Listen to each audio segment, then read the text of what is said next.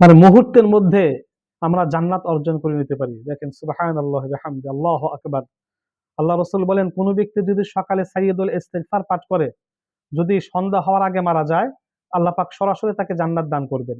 আর যদি সন্ধ্যার পরে সাইয়্যিদুল ইস্তিগফার পাঠ করে যদি ভোর হওয়ার আগে রাতের মধ্যে মারা যায়, ঘুমের মধ্যে মারা যায়, সেও সরাসরি জান্নাতে প্রবেশ করবে। সাইয়্যিদুল ইস্তিগফারের এত ফজিলত যে বর্ণনা করে শেষ করা যাবে না।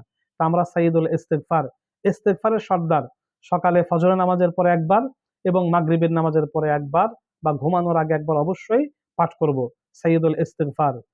ওই আল্লাহুম্মা আনতা রাব্বি লা ইলাহা ইল্লা আনতা খালাকতানি ওয়া আনা আবদুকা ওয়া আনা আলা আহদিকা ওয়া ওয়া'দিকা মাসতাতা'তু আউযু বিকা মিন শাররি মা সানা'তু আবুউ লাকা বিনি'মাতিকা আলাইয়া ওয়া আবুউ লাকা বিযামবি ফাগফির লি ফাইন্নাহু লা ইয়াগফিরুদ দুনুবা ইল্লা আনতা।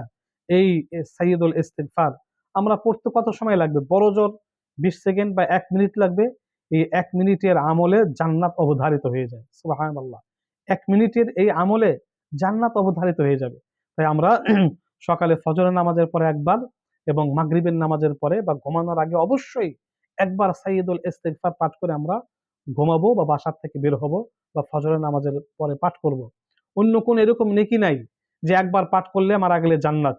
কিন্তু এই দোয়ার মধ্যে আল্লাহ পাক সেই ফজিলত দান করেছেন যে একবার সকালে পাঠ করলে সারাদিন অ্যাক্সিডেন্টে হোক বা যেকোনোভাবে হোক, যেকোনোভাবে মৃত্যুবরণ করলে সে জান্নাতে।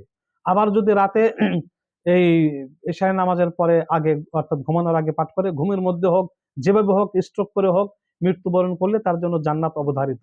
সামান্য আমলে জান্নাত অবধারিত করার সুযোগ আর কোনো আমলে নেই। এই আমলটা অবশ্যই আমরা করার চেষ্টা করব।